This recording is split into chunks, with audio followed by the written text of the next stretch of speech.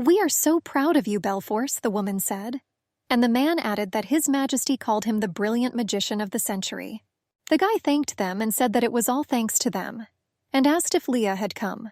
A moment later, a girl appeared and asked everyone for forgiveness for being late. The woman asked Leah to look at the table, which was littered with letters with wedding proposals for the day. The man asked Leah if she liked anyone. The girl answered her father that she understood the need for an heir, since Belle would begin studying in the magic tower.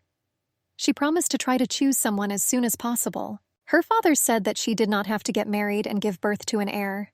He suggested that her brother Balforce would someday give up the idea of being a magician and decide to get married. The guy replied that it was unlikely, but anything was possible, and he added that he would like to invent a magical device that would allow him to preserve the magician's mana after the birth of his child. Leah thought their parents looked so happy. After all, they were expecting their third child.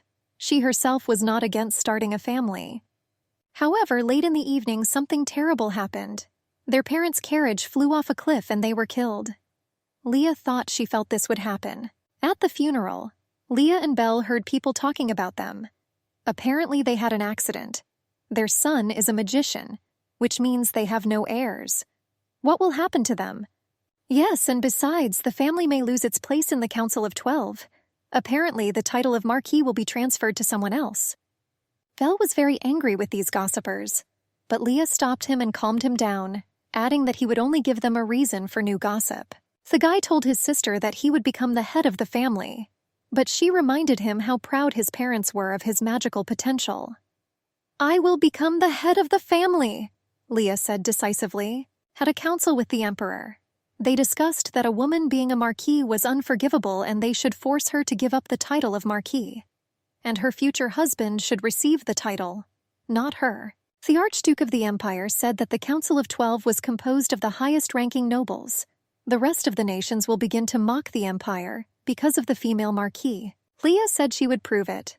After all, there is a law that states that a woman can receive a title if she proves that she is worthy of it. So she will do it and inherit the title. His Majesty asked the girl how she would prove this.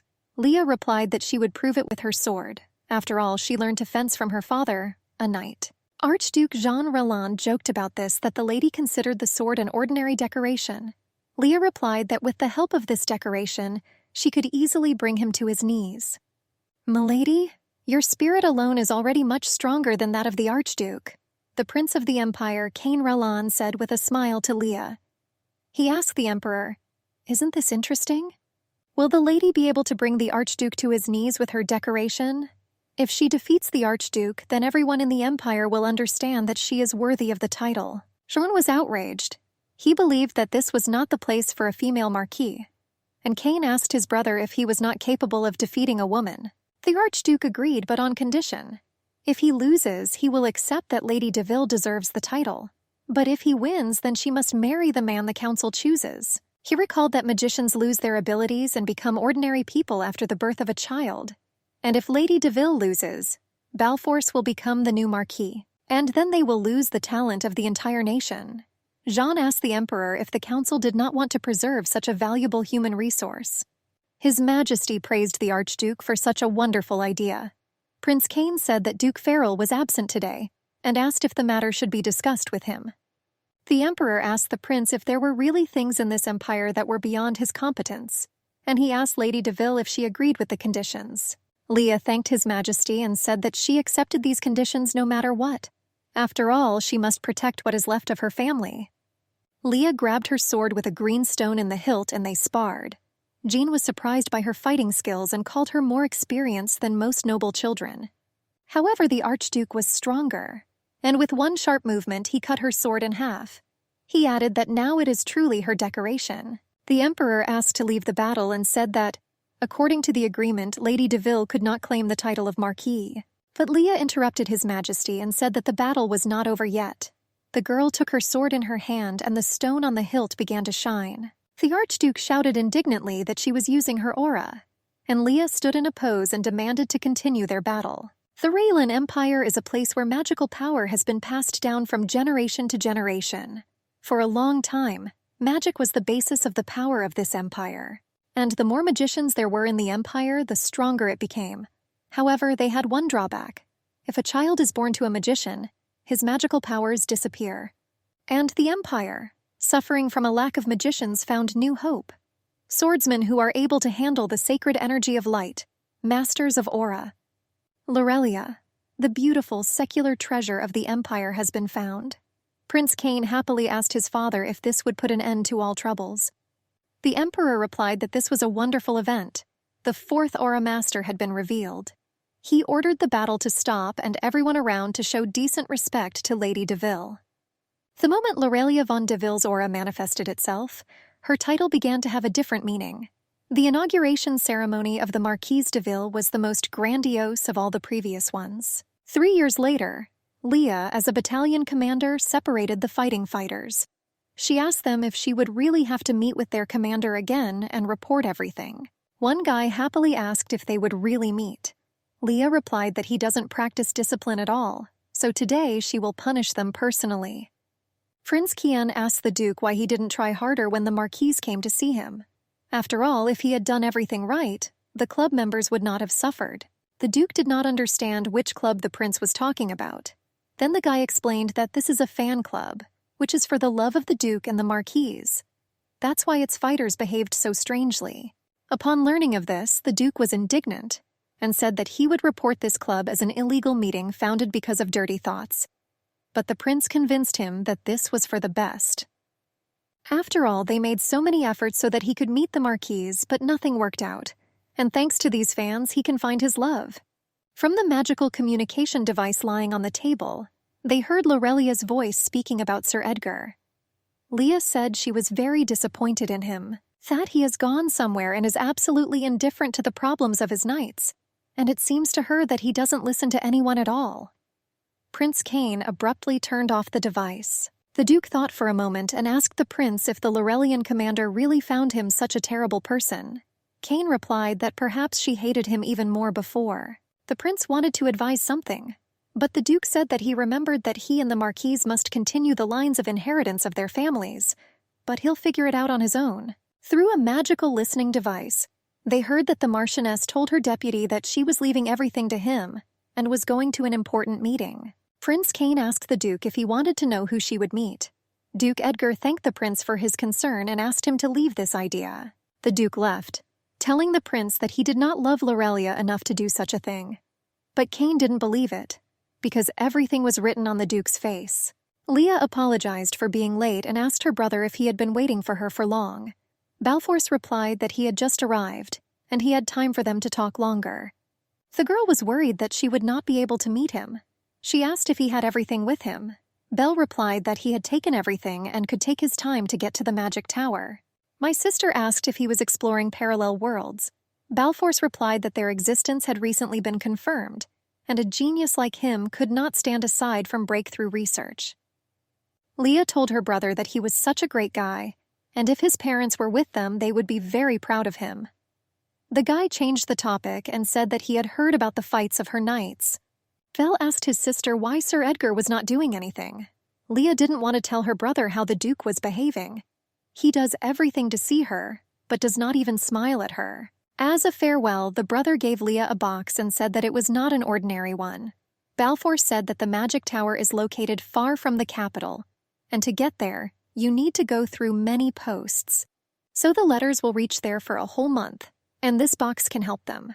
Belle admitted that he invented it himself, and he called it the box to talk to Belle. The brother explained that any letter that she puts in the box will immediately come to him in the same one. He asked Leah if she liked his gift. The girl replied that this was the most beautiful thing he had done for her. Leah suggested changing the name of the box to Mailbox. Suddenly, the Marquise was called. The man said that Duke Edgar was calling her. The Duke said that she urgently needed to come to his office. Leah hugged her brother tightly goodbye. Leah was very angry with Duke Edgar for calling her whenever he wanted. She thought that he had called her again because of some trifle and distracted her from the meeting with her brother. The Marquise opened the box, and there was already a letter there. Leah thought it was strange because Belle would not have had time to write a letter so quickly. She unrolled the scroll and saw her handwriting on a piece of paper. It said, "Hi, Leah. I am Leah from another world, and this is the 63rd letter. I hope it arrives." The letter said that Belle asked that the letter be sent to her.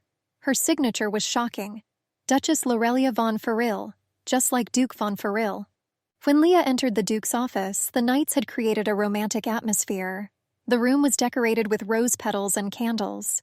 Edgar von Ferril appeared in front of her, and Leah understood that this was her future husband. The girl thought that perhaps her brother was just joking with her in this way. The Duke asked if everything was okay, and the Marquise yelled at him asking what was going on here. The guy replied that he didn't know anything, and it was all organized without him. The Marquise asked the Duke not to distract her anymore over trifles. When leaving, she advised him to confess his feelings in person, since when he attracts others, he looks pathetic. Prince Cain let it slip that their operation was a failure. The Duke asked what operation he was talking about, so he realized that it was His Highness's idea. Duke Edgar did not like this, and the prince made excuses that this romantic setting was the best opportunity to get to know the Marchioness of Lorelia better. The guy answered the prince that this was rather a way to destroy relations between the two battalions. Therefore, the Duke decided that it was time to stop this. Leah received a new letter in the box which said that this was not Belle's joke, and in her hand it was written, "A woman is never afraid to start over." It was a phrase that only she knew, as proof that she herself was writing the letter. The girl also read that Belle from her world had just begun research. Leah from another world wrote that Belle left her world 5 years ago, which means their timelines are far from each other. So, parallel worlds exist. Lorelia understood that her brother had created something incredible. She decided to write him a letter, asking him to come back and discuss everything so that he would not get into trouble. The girl wrote a letter to herself in another world, asking if she was really married to Duke Ferril, and she signed herself Marquise Lorelia von de Ville. The other Leah answered her that this was indeed so, and this man made her happy. She wrote that her darling loves everything she cooks for him. But the most important thing that interested Leah from another world was how Leah became a marquise. She asked if Leah had temporarily taken the title because Terry was too young. Leah didn't understand who Terry was, but then she read something else shocking. Or did our father suffer much more because of that attack on the carriage? The girl dropped the letter on the floor and covered her face with her hands. She did not want to believe that it was not an accident, but an attack on her parents. Leah regretted that she did not go with them then. In the morning, the nanny noticed from her swollen eyes that Leah had been crying all night. She brought her a bag of ice, and Leah thanked the nanny for her concern. At night, Leah realized that Terry was her younger brother. He is now studying to accept the title, and the other one did not accept the title of Marquise and got married. The parents are alive and happy. But this is all in another world. What happened here? Leah decided that the incident needed to be investigated again. She learned that Duke Ferril was investigating the incident. The girl thought it was worth asking him about the accident. It might be possible to find out something. Nanny reminded Leah that she planned to visit the Ferril estate. The maid advised me to buy treats for Duchess Anna, the mother of Duke Ferril, in a new cafe called Lush, and go to her for tea. Leah listened to the nanny and went to a new cafe. There she was, greeted by lovely ladies, and began to offer her their best desserts: strawberry, chocolate, and lemon. When Leah was choosing a cake, she heard everyone around discussing the fact that the Marquise loved sweets, and the fact that they did not expect that knights would eat sweets at all. The girl felt very uncomfortable in this cafe. She immediately remembered what people had said, that a woman could not be a marquise because she was too weak to be a knight. Leah asked the seller to choose the cake for her, explaining that it would be a gift and she would not eat it herself. And immediately voices around began to discuss it. Leaving the cafe with a beautiful box, Leah decided that no matter how tasty it was, she would never return there again. Knights were watching her on the street. They also thought that she loved sweets and bought a cake for herself. The knights still dreamed that Commander de Ville would be with Duke Ferril. The girl thanked the Marquise for bringing dessert. Leah replied that she was always happy to visit her friend. This girl was very sad. She admitted that although she is the crown princess, the prince never visits her. The girl suffered from the fact that in her own country she was a princess, but in this country she was like a hostage. She also said that everyone seemed to ignore her, and the knights who were supposed to protect did not come to her. And the lady admitted that she was happy that Leah visited her every day. The princess asked Leah if she would go to Lady Anne's for tea. She really wanted to help her friend choose a dress for this important meeting. Duke Edgar asked Prince Cain why he was following him again. Cain said he found it all so entertaining.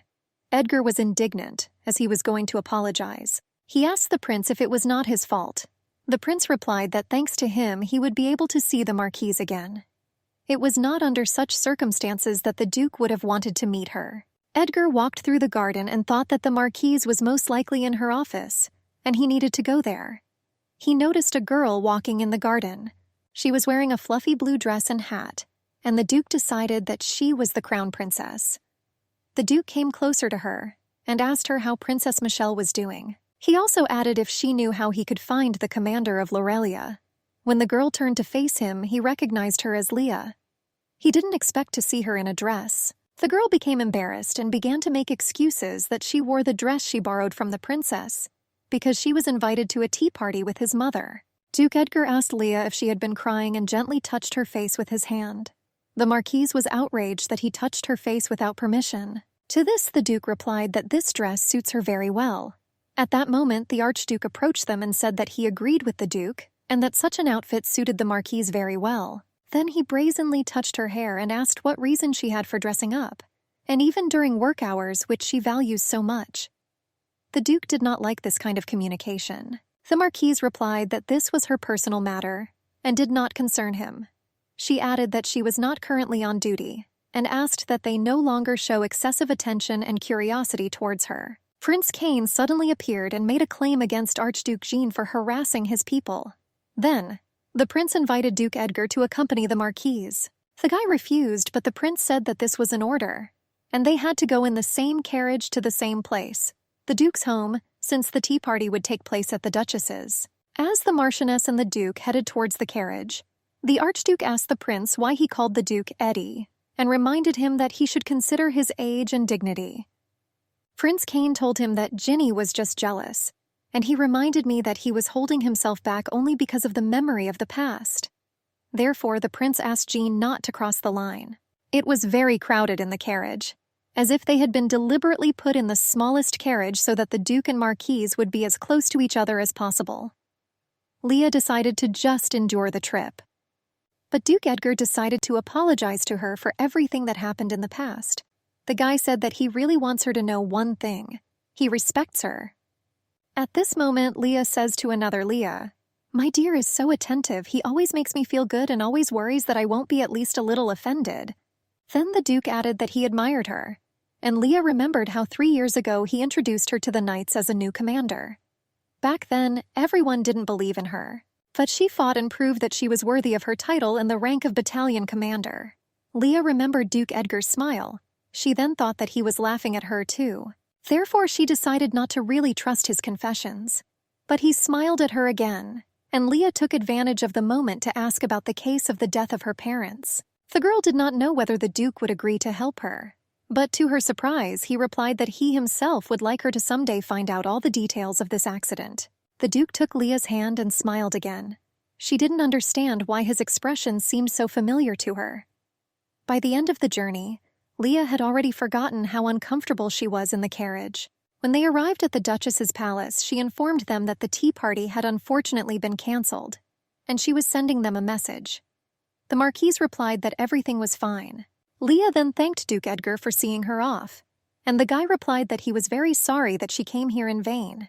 Edgar suggested that Leah meet tomorrow and discuss the case they were talking about during office hours. The girl was about to leave, but Duchess Anna stopped her. The Duchess apologized to Marchioness Lorelia for canceling everything.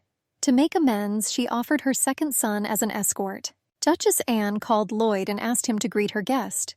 Leah understood that they were trying to find a match for her, because her age was suitable for marriage. The Marchioness extended her hand to Lloyd and thanked Duchess Anne for her concern. But suddenly, Edgar grabbed her hand and said that he would not let this happen. The Duke suggested that Leah go right now to get the papers they were talking about. She noticed his gaze and began to understand. Leah realized that from the very beginning, he had never laughed at her, and that all this time she had misunderstood him. But why then is he always there? Edgar said goodbye to his mother and brother. The Duchess told her son that she very much hoped that he would do only his work with the Marchioness, and nothing more. The girl asked the Duke if she could change her clothes before they went to the office. Edgar replied that he would like to show her a place. Leah was very happy to see these documents, but she did not understand why Duke Edgar, of all places, chose this particular cafe. The guy noticed that the Marquise was uncomfortable and asked her. The Marquise asked why he chose this particular cafe. The Duke admitted that he had heard rumors that Lorelia's commander liked this place. Leah said that the men and women in this establishment could be misunderstood. She felt that this was not the right place to discuss government affairs. The Duke suggested that Leah go somewhere else if she didn't like it here, but a waitress approached them and started offering their signature desserts. In the end, Edgar chose chocolate cake with whipped cream, and Leah asked if the knight really liked chocolate. He replied that everyone loved him, and they began to laugh together. According to the documents, Leah noticed that the horse that was pulling the carriage with her parents was black with white hair on all 4 hooves. Edgar said he remembered this fact, but the girl said that the horse harnessed that day had a white color only near 3 hooves. She was sure of this, since this horse was very dear to her parents. It turns out that for some reason the horse was replaced and its parents were actually killed. Leah knew she had to ask Sir Edgar to reinvestigate the case. But will he agree, given that the investigation was completed several years ago? Before the girl had time to ask him, the Duke apologized for his inaccurate investigation. Duke Edgar then asked Leah if he corrected his mistake, would she forgive him? Maurice Lorelia thanked Duke Edgar for his help, and the guy replied that he was grateful to her for giving him a chance. This look of his bothered Leah all day. He seemed so familiar to her, but at the same time unfamiliar. Leah realized that her father had exactly the same expression on his face when he looked at her mother. She remembered her happy parents and became sad. The Marchioness asked the Duke if he was afraid that reinvestigating the case might reflect badly on him. Edgar replied that he understood. Then Leah remembered that another woman had written about her husband, and the words seemed to come out of her mouth. "Is it really that respect is the only thing you feel for me?" Duke Edgar replied that it was not just a matter of respect. Once he opens this case again, he will definitely be reprimanded since he worked on it alone, and it will be quite difficult to form a team to understand the newly opened case. But he admitted that despite this, he would like to correct his mistake. After all, the Marquis and his wife treated him well. Therefore, if there was even the slightest injustice in their death, then he must take this responsibility upon himself. Edgar asked Leah for forgiveness and asked if she would give him a chance to make things right. The girl replied that she was grateful to him, covered her face with her hands, and asked to leave. The Duke saw the tears of Lorelia's commander for the first time. When Leah left, Prince Cain sat down at his table and asked what happened between them. The guy replied that everything was fine and he was not interested in the Marquise. Then the prince asked which of the suitors, in his opinion, was worthy of the commander of Lorelia. Edgar thought for a moment. Then he said that firstly, she was the only female Marquis in the Empire.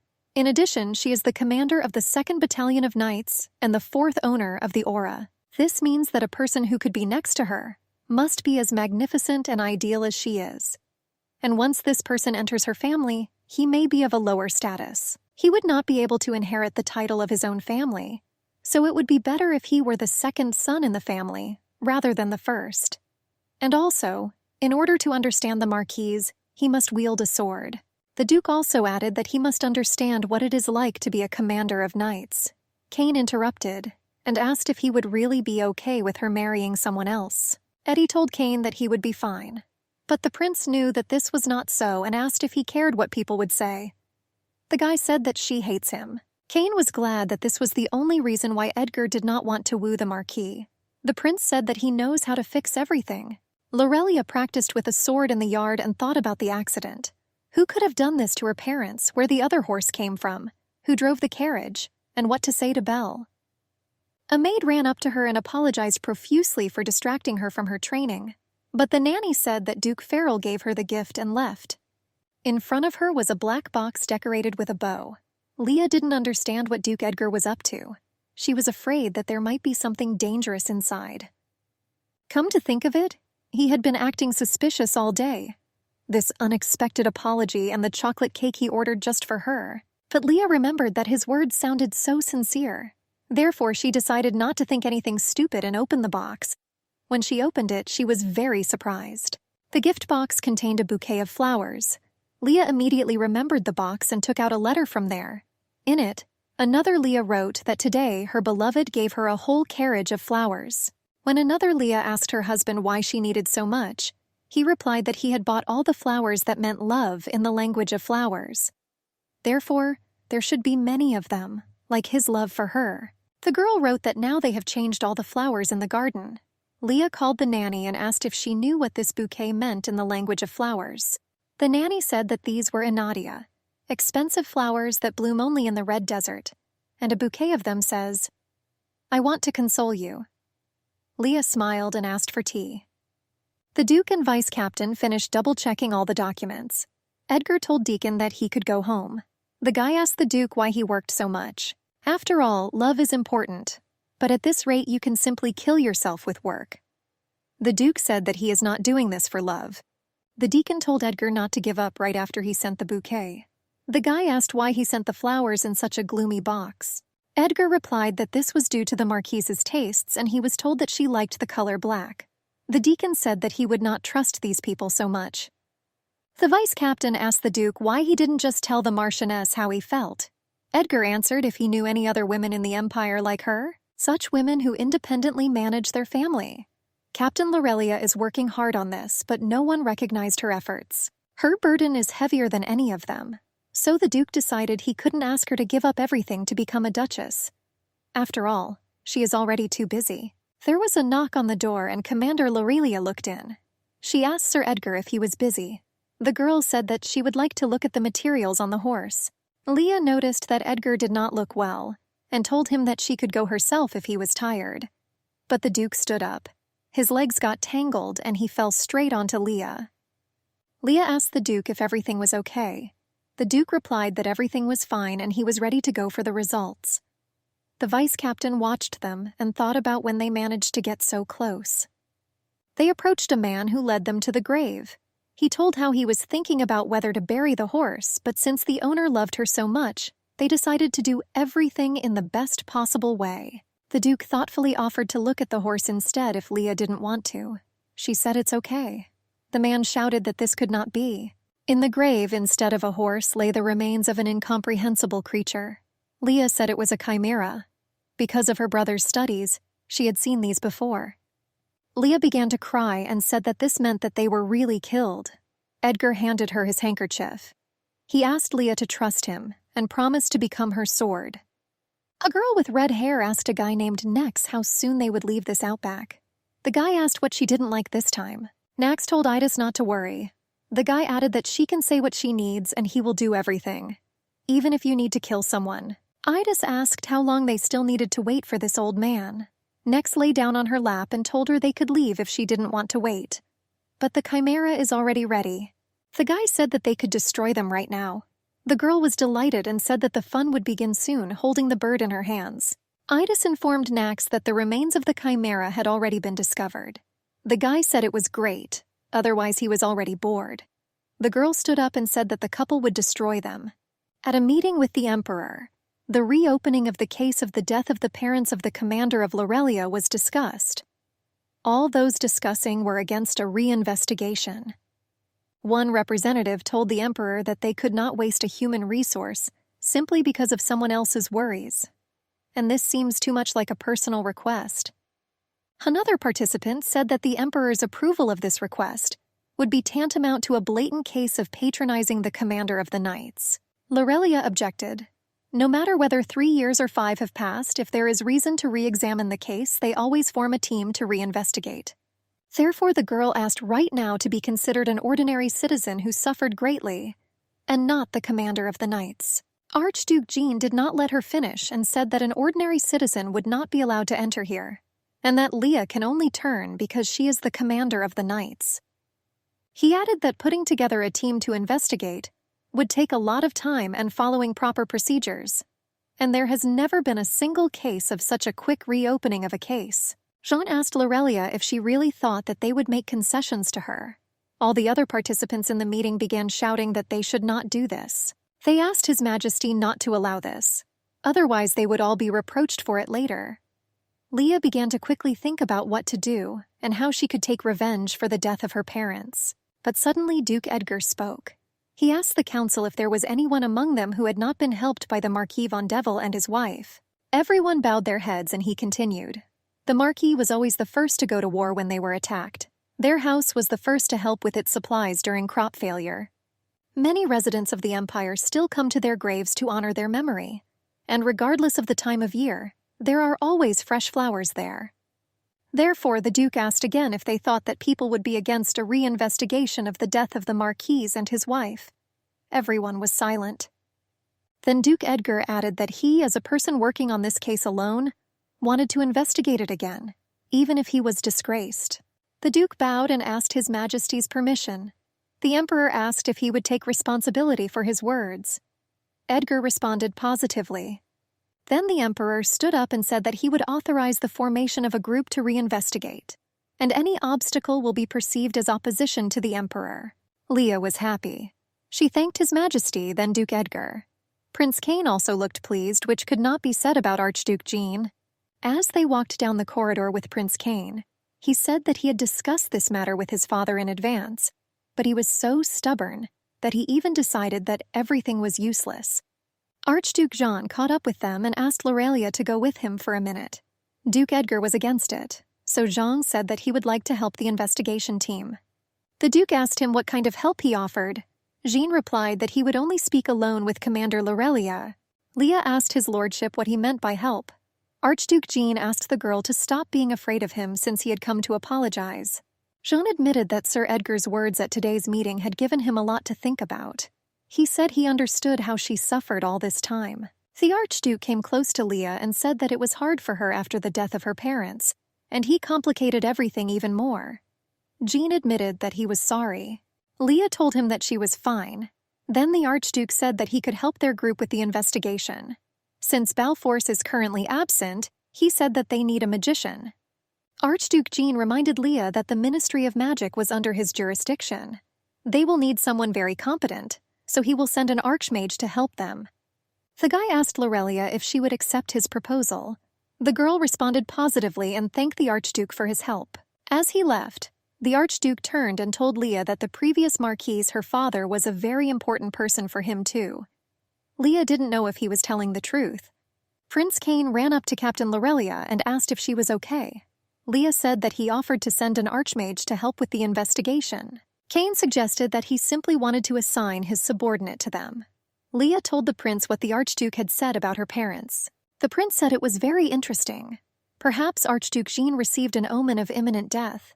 Duke Edgar added that they needed to proceed very carefully. After all, Archduke Jean never makes his move without a reason. Edgar asked Captain Lorelia if she was sure everything was okay, as she looked a little confused. Leah replied that everything was fine, and thanked the Duke for helping her achieve justice. She said she didn't know he loved her parents too. Lorelia remembered the letters from the other Leah about her parents, who are now alive in her world, and burst into tears. The prince and Duke became worried because of her tears. The Duke told Leah that he was sure that her parents would be very happy if they saw what a strong and courageous woman she had become. Leah saw the Duke's hand trembling on her shoulder, and thought that he was even worse off than she was. She told him that she didn't think he was so kind to her. Commander Lorelia admitted to Duke Edgar that she always considered him very arrogant, and did not even think that he had such a kind heart. The girl apologized for having once been too rude to him and said that she was terribly sorry. The guy replied that she didn't need to apologize, and that she could be understood. The Duke said that everything was fine and smiled. Commander Lorelia apologized to everyone and said that she urgently needed to leave to take care of some matters. But in fact, Leah walked out the door and could not forget his look and smile. She felt like she was going crazy, because she considered Edgar the most handsome of all men. Sitting at the table, Duke Edgar said that today they had all gathered here to investigate the circumstances surrounding the death of the previous Marquis and his wife. The Duke said that he wanted to introduce someone. This girl, Archmage Katie, is from the Ministry of Magic, so he asked everyone to be more polite to her. Katie welcomed everyone to the table, and said that she was honored to be part of the investigation of this case with them. Duke Edgar said that Katie is the sister of Her Imperial Highness Princess Michelle. The guys noticed that her smile seemed so familiar to them. Vice Captain Deacon admitted to Katie that she was amazing, and he added that he admires her, since she came here from distant lands and became the head of the Ministry of Magic. The girl thanked everyone for the compliments and asked the destruction to get back to business. She said that they would be able to find the magician who created the chimera. To do this, you need to examine the remaining mana in the skeleton. However, there is a small problem. This is a rather lengthy process since the skeleton is quite old, and it will take a long time to extract mana from it. Lorelia asked how long it was. Katie replied that it would take at least 3 months. Duke Edgar said it was longer than they had expected. Therefore, we need to come up with something else so as not to waste so much time. The vice captain recalled that the commander had already investigated everything 3 years ago, and the coachman was killed. Everything happened in a remote, deserted place, and there were no witnesses. Then the Duke suggested double-checking the documents they had. Leah asked to provide her with these documents because she has one source. The Duke was surprised by this, and the girl said that she would explain everything later. Leah came home and wrote a letter to the other Leah. She admitted that she wanted to tell her something that she couldn't write about before, that her parents died in that accident. Her stories about her parents were so interesting that Leah felt connected to her parents, as if they were alive and well. But now she needs help. She said that they reopened the case of their death, but since there are no leads, she asks her to share information about the criminal, because she trusts her as she trusts herself. Leah from another world quickly responded, but unfortunately she could not help. Her father and Edgar did not tell her much about the criminal. Therefore, she only knew that the magician who created the chimera was hiding in the Red Desert. This was the only thing she managed to find out. Leah decided that she would find the culprit, no matter the cost. But Duke Edgar said that she should stay in the palace. The Marquise was against it, but the Duke said that at least one commander of the knights should remain in the palace.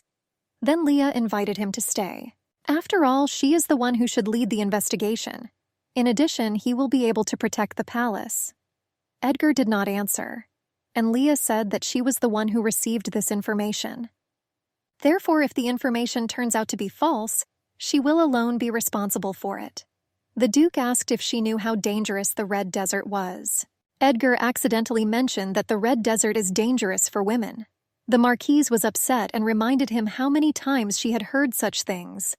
People were concerned that she was a woman, but she went through it all.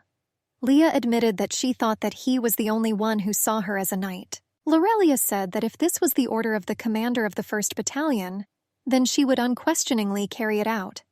She added that she was confident that they themselves would catch the criminal, and left. Valforce was worried that Leah never answered him. His childhood friend, the magician Nana, said that he was too worried about this. Nana assumed it was a simple malfunction of the magic instrument, but Belle objected because his letters were sent regularly, and he used mana stones so that nothing would break. Then Nana said that if the instrument was working properly, then perhaps the problem was with the Marquise itself, and that, most likely, she is very busy with her nightly affairs. Belle thought he should return home. Nana asked if the elders would allow him since he only arrived here a week ago. The guy said he didn't need permission from his elders. Nana asked in horror if he knew what happens to those magicians who leave just like that. They are called traitors, recorded as criminals and persecuted for the rest of their lives. Belle said that just meant he had to be more careful. Nana told him that as his friend, she couldn't stay here, and therefore she will go with him to the Red Desert because she cannot survive there alone. Edgar asked Katie if she was sure that someone lived in this desert. She replied that the Red Desert is an ideal place for secretive magicians. After all, the more dangerous the place, the fewer people live nearby. The Duke was worried that his team was exhausted. There was no end to the monsters, and the sand wind was so terrible. The Duke told Katie that they would have to stop and rest somewhere. The girl noticed a hut nearby and was glad that they would not have to return to the village. Edgar agreed, but they had to search the place first. When they entered the hut, there were 2 people there, a woman and a man. The knights put their swords to their heads, but the woman greeted them and invited them to visit. She fed everyone delicious food, and the Duke apologized to the owners. It turned out that they were a couple of former magicians who now lived here in the Red Desert. Katie asked if they had ever heard of a magician who could subjugate chimeras. The woman said that she had heard about this, and the Red Desert is an ideal place for such a magician, because after the birth of children, magicians lose their power, and here they can secretly love each other and have children. The Duke looked at the couple holding hands and thought how romantic it was. He immediately remembered Leah, and thought that he would need to express his feelings for her. But first, he will need to apologize to her for everything he said earlier. Leah sat in her room and was sad. She was very interested in how her team was doing in the desert. She decided that she shouldn't worry because Duke Edgar was with them. The Marquise noticed how the box began to shine. This meant that a letter had arrived. As soon as the girl read it, she ran to the nanny and ordered to call the groom. She decided to go to the Red Desert, since the Duke was in danger. From the letter, she learned that ordinary magicians were not to blame for her parents' accident. They are members of a powerful faction that wants to overthrow the Emperor. Leah herself was surprised at how worried she became, thinking that Sir Edgar might be in danger. While Leah spoke on her horse into the Red Desert, she thought about what was written in the letter. Their uprising is planned on the Crown Prince's birthday. The scale of the attack must be so large that the casualties will be enormous, and most of her acquaintances will be killed. This thought terrified her. Another Leah wrote that there is a magician hiding in the Red Desert who is able to subjugate chimeras. Therefore, now Leah was jumping there as fast as she could. Edgar fought with the chimera and wounded it. The owner of the hut was upset that his creation was injured. His wife told him to end things with them. When the chimera attacked the Duke again, she wounded him until he bled and grabbed him with her paws. Leah managed to run up and deal with the chimera, and thereby saved Duke Edgar. Leah knew that the chimera's vulnerable points were located throughout her body, and if you don't hit the places where they connect, it will regenerate. Belle and Nana noticed a couple watching the battle between Leah and the chimera. They immediately recognized them as the exiled magicians Nex and Idis. Idis said goodbye to them and disappeared along with the guy. When Leah dealt with the chimera, Belle ran up to his sister and asked if she was okay. But the first thing she asked her brother was how Duke Edgar was doing. Belle said Nana took over his treatment. Leah immediately ran to the Duke to ask how he was feeling. Edgar admitted that he was ashamed of his behavior. He apologized for telling her then that it would be difficult for a woman to survive in the desert. The Duke admitted that his anxiety about her spoke for him then. Therefore, he waited to meet her to apologize. Leah told Edgar that he could go on a date with her to make amends. The Duke did not know what to answer. Idis was angry that the Duke and Marchioness were so close to them, but the two wizards prevented them. The guy replied that she would have one last chance. Don't forget, there is our spy in their ranks. Therefore, when the time comes, try not to make a mistake, Archduke Jean told the sorceress. Prince Cain sat over Edgar's bed and wailed that he could not die like this. The guy admitted that he couldn't live without his best friend. In addition, the Archduke's actions are becoming increasingly strange, and he added that he could not leave this world without going on a date with Commander Lorelia. Edgar woke up and said that he must return home. Then he asked what the prince meant by the Archduke's strange actions, whether he had become stronger. Cain responded that, on the contrary, he does absolutely nothing. He simply became a recluse. Just like then, 15 years ago. Then they tried to poison his father. The Emperor and the previous Archduke also became a recluse before the last incident. Edgar put his hand on the prince's shoulder and told him not to worry, because he would protect him just as he did then. At that moment, Leah looked into their room. She came to visit Duke Edgar. The girl asked how he was feeling. The Duke admitted that he was okay only because of her. After all, if she had not arrived in time, he most likely would have died. Leah told him that there was no need for thanks. And besides, she was glad to meet Belle in the Red Desert. The guy asked what about their date that she was talking about. Leah admitted that at that moment she was overcome by emotions and said a lot of unnecessary things. She asked him to forget about it. After all, he is a duke and she is a marquise, and each of them has their own destiny, so they still cannot get engaged. Edgar asked what would happen if he gave up his title. The Duke asked Leah again if she would give him a chance to be her companions in that case. The Marquise replied that instead of a date, she wanted to invite him to her home. Her brother Belle was waiting for them at Leah's house. He showed the Duke the box at Leah's request. Edgar said that it was just a precious box, and Balfours explained to him that this box is a mailbox connecting them with a parallel world. Leah confirmed her brother's words. She knew it was hard to believe, but that's why she called the Duke here to explain everything to him. Leah handed Edgar all of Leah's letters from another world. The Duke read the letters but could not believe in the existence of parallel worlds. Belle told him that they are now being actively studied in the Magic Tower, and magicians are trying to find a way to contact them. The guy added that this box connects them to a parallel world, and he has to find out how this happened. Edgar noticed how the box began to shine. He opened it and saw that the letter had indeed arrived. In the letter, another Leah asked to be careful at the prince's birthday. After all, in her world, many people lost their lives that night, even Princess Michelle, and when the sun rises, many will lose their heads, including the instigator of this riot. Archduke Jean is publicly executed. Duke Edgar read about all this and did not know how to react to it. Leah asked him to trust them and this girl from another world. After all, it was she who told about the criminals in the desert. The Marquise wanted Edgar to believe her. The guy replied that he believed her, no matter what she said. However, the Duke told Leah and Belle that it would be difficult to report the riot based on letters alone. He suggested collecting more evidence before notifying the prince about this. Edgar also added that they need to learn more about these magicians. Leah told him that she had an idea about this. She remembered how powerful the magicians were when she fought the Chimera. Therefore, Leah asked if the Duke could train her in using aura. The Duke agreed with pleasure, adding that he himself wanted to ask about it. While they were talking in the room, a chimera flew outside the window. Princess Michelle was happy that Leah would see Duke Edgar alone every day. Katie said it would just be practice. Leah confirmed Katie's words about the training, and added that Belle would also be present there. Katie asked Leah about the three of them training together.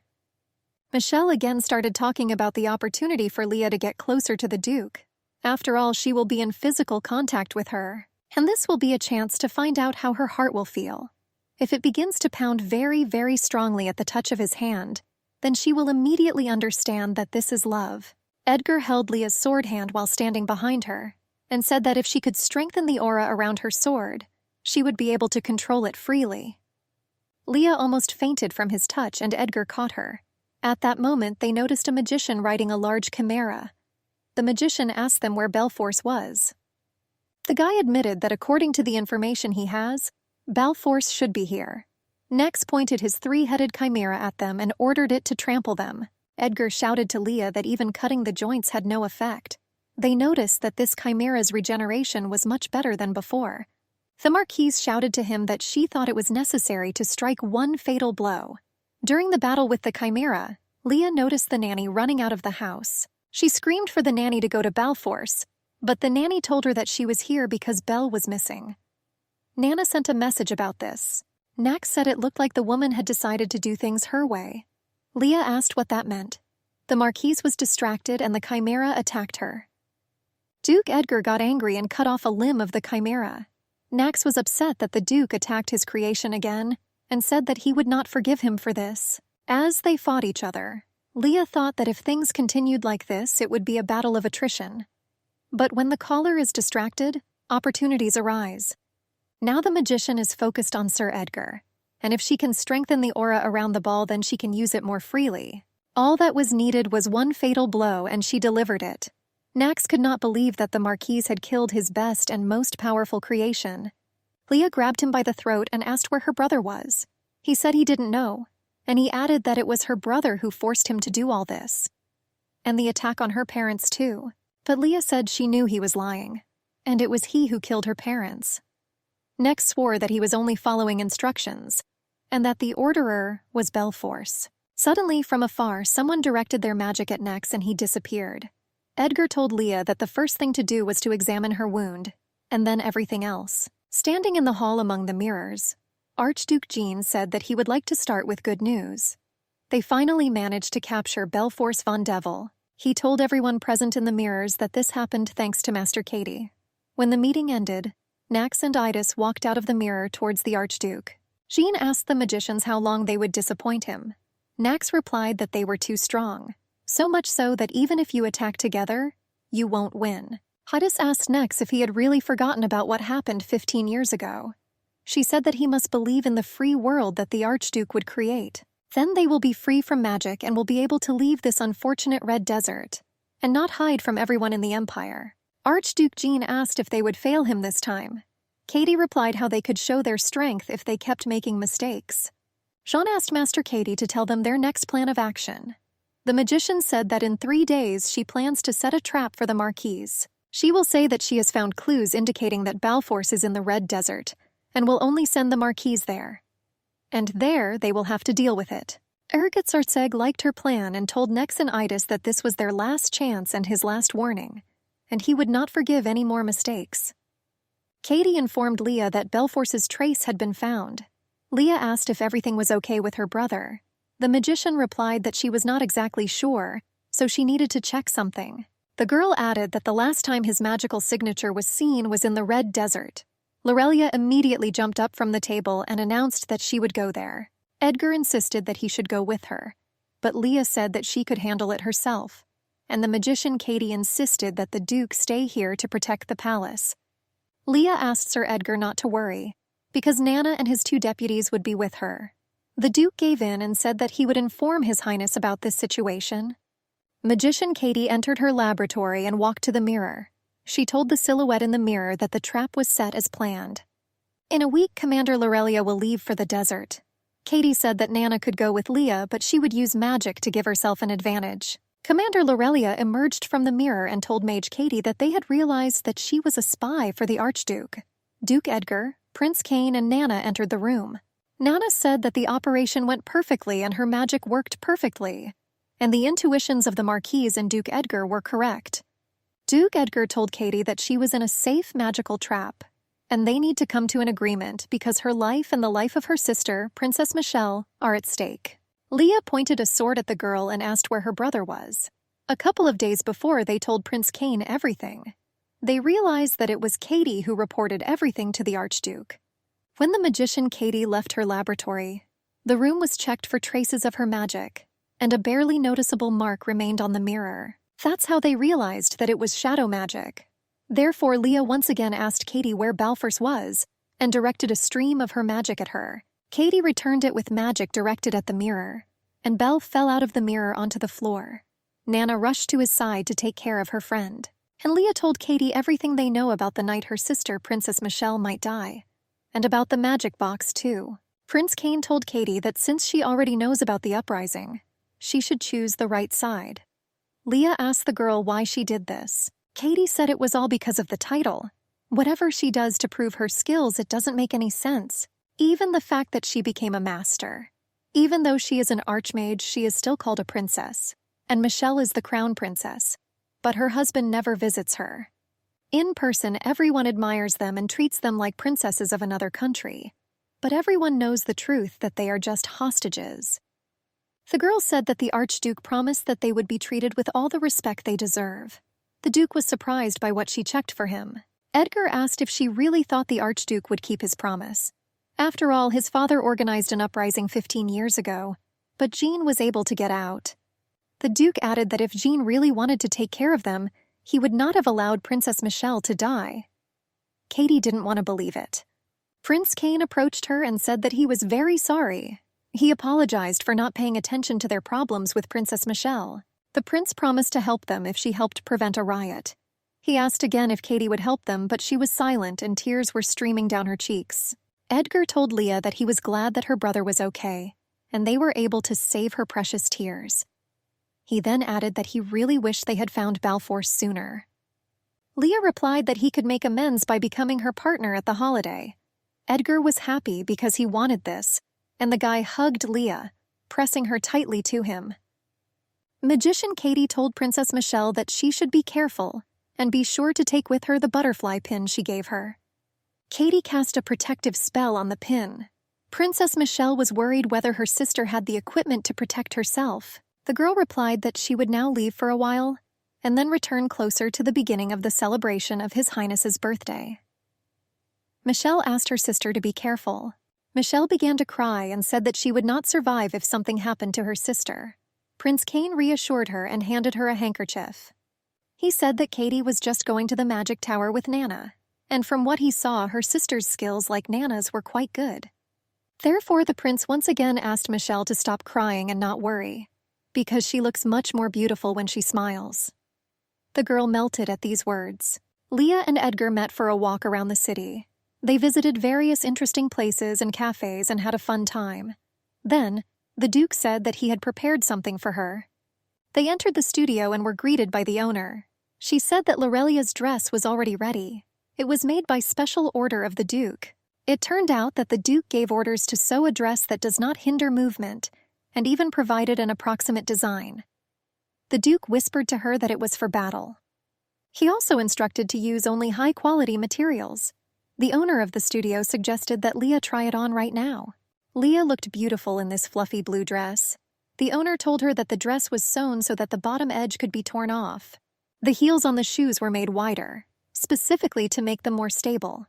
The owner also mentioned that they would add armor to the corset. The Duke thanked her for her excellent work.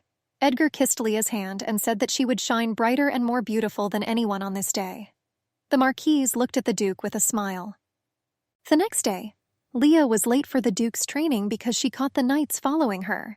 She brought and showed Edgar the listening device. The Marchioness asked the Duke if he knew anything about this. Edgar said that he asked His Highness not to do this. Leah thought that the prince did not trust her, but Edgar admitted that the wiretapping was installed because he had feelings for her, and the prince wanted to help them get closer. Leah abruptly turned to leave and said that she was postponing the training until tomorrow, but the Duke grabbed her hand and asked her to listen to him, because if not now, then when? Edgar told Leah that he was in love with her, and he promised to make sure that she saw in him not only a duke or the commander of the 1st Battalion, but also a man. As Leah sat in her room, she opened the box and read a letter from the other Leah. There she asked how her date with Duke Edgar went. The girl wrote that she was glad that everything was fine with them. She revealed that her engagement to the Duke in her world was her parents' idea. But after they spent time together, the Duke asked her if she wanted to marry him, and if not, he will call off the engagement, no matter what is at stake. Therefore, the other Leah believes that their marriage is based on love. Leah, reading the letter, remembered how Edgar swore to become her sword, then how he confessed his love to her. She realized that she urgently wanted to see him and ran to Sir Edgar. Leah ran into the training room where the Duke was training and threw herself into his arms. The Duke asked what happened, and the Marchioness thanked him for everything he had done for her. She admitted that she was jealous of Leah's happy life from another world. After all, her parents are alive there and she didn't have to go through everything that happened, and she lives calmly like a duchess. The duchess who has absolutely everything she needs. Leah said that it seemed to her that her life, compared to that one, was so miserable. But through this investigation with him, she realized something. Although her parents are no longer alive, people support her and she is not alone. Princess Michelle and Prince Cain all treat her like a knight. And besides everything else, he sees in her not only a knight or a woman, but also her real self. Whatever she likes, whatever she doesn't do, and whatever clothes she doesn't wear, Leah admitted that his kindness touched her, and she didn't even notice it at first. She asked him for forgiveness for running away then. The Marchioness told the Duke that if he was interested, her answer was yes. This means that she will take care of him too. Edgar was happy. The guy sweetly kissed her on the nose, and Leah promised to call him Eddie. Edgar accompanied Leah to the estate, and they agreed to meet tomorrow to have lunch together. Leah woke up to the morning sun and got dressed up for a walk with Eddie. But for some reason, he was not there. So, with the setting sun, she waited for him all day. In the morning, Edgar was about to leave his room when his mother, Duchess Anna, stopped him in the corridor. She told him something shocking, which made him return to his room. The mirror people said they needed to find another opportunity. Since they most likely already know all the information, they need to change their strategy. The Archduke replied that only the magician Katie had disappeared. The man from the mirror was indignant that this was precisely the reason for worry. And Jean broke this mirror. He told everyone else that they were afraid, and asked if they even hoped that their good intentions would come true. But everyone was silent. The guy continued that they only lost one princess who, moreover, was a hostage, and another person can be put in her place in the Ministry of Magic. But in the mirrors, they were indignant that the enemy already suspected something. So you need to spread false information and then deal the fatal blow.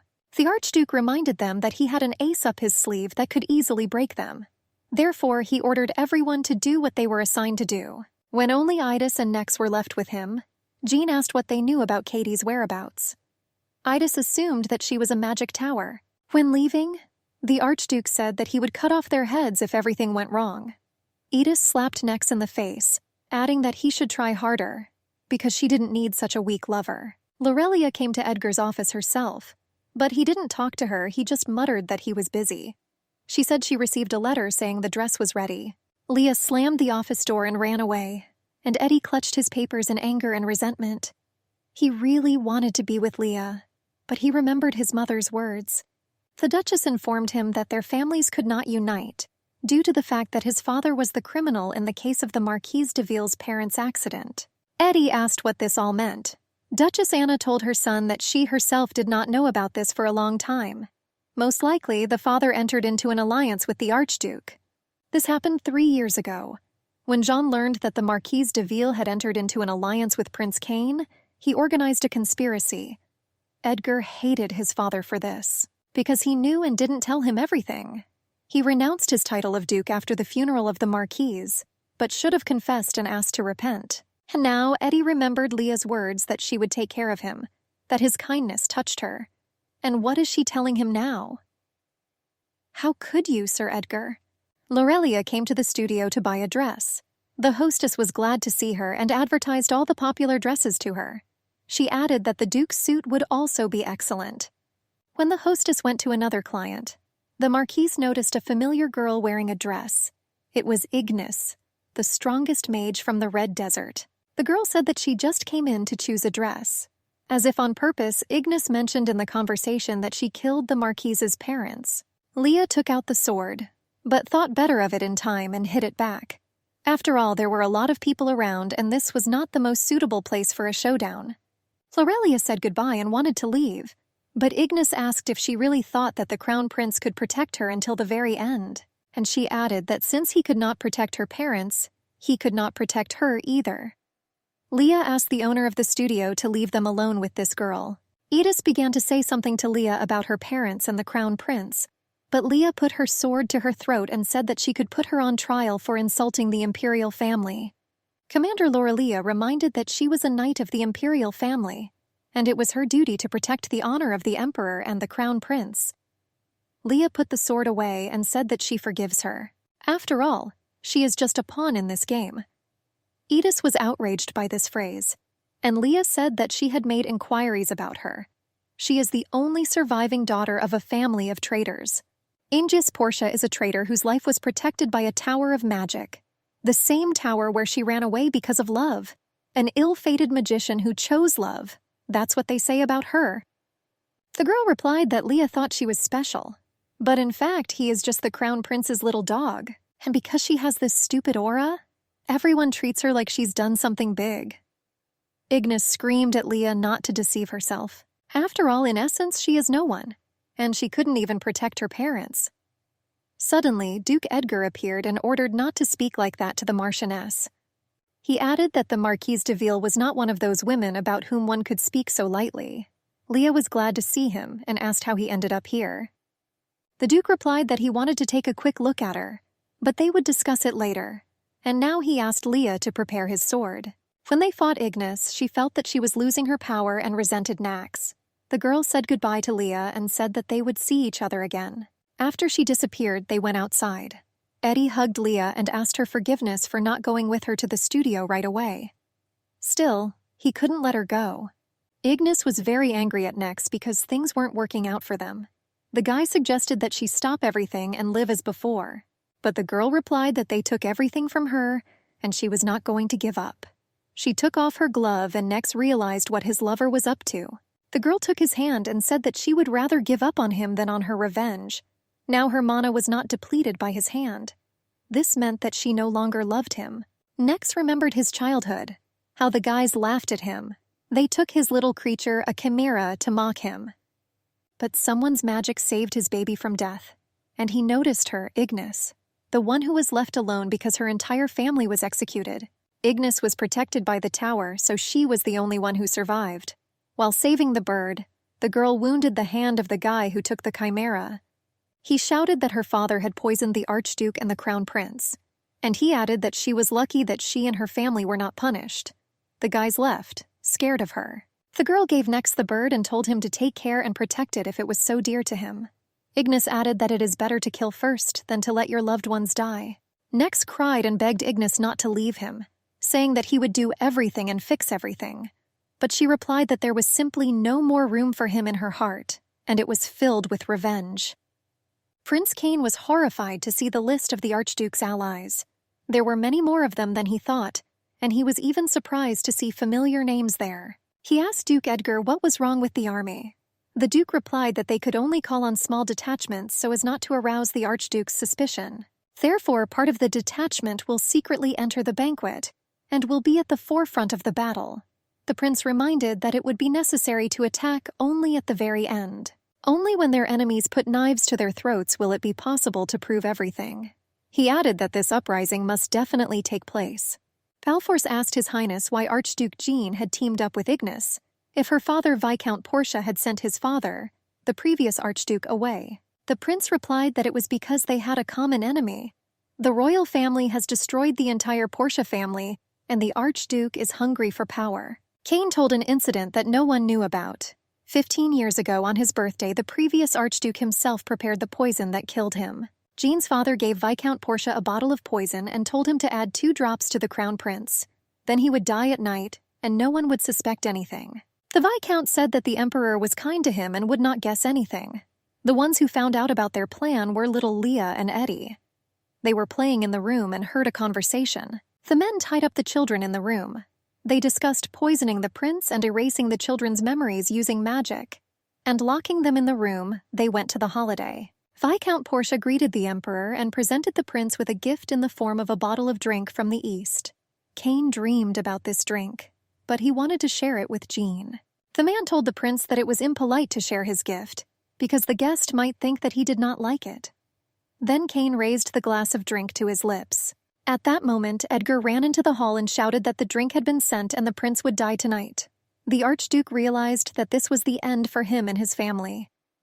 He took the bottle out of his pocket and drank its entire contents, telling his son that he must ascend to the throne. The emperor asked the Viscount if this was true. The Viscount denied everything, and Edgar shouted that another person was behind it. But at that moment, the Archduke fell dead to the floor, and everyone rushed to him. Little Jean cried over his father's lifeless body. The emperor learned that the prince's glass contained poison that killed the Archduke, but the criminal was already dead. Therefore, he executed all members of the Portia family. Ignace was the only survivor, and children often continue the work of their parents. Therefore, the uprising must take place, and they have to suppress it. Leah admired the courage and bravery of young Edgar. Cain was grateful to his friend for saving him, and from that day on, he never left his side. The prince hugged the Duke, who asked him to let him go and added that he now belonged to another person.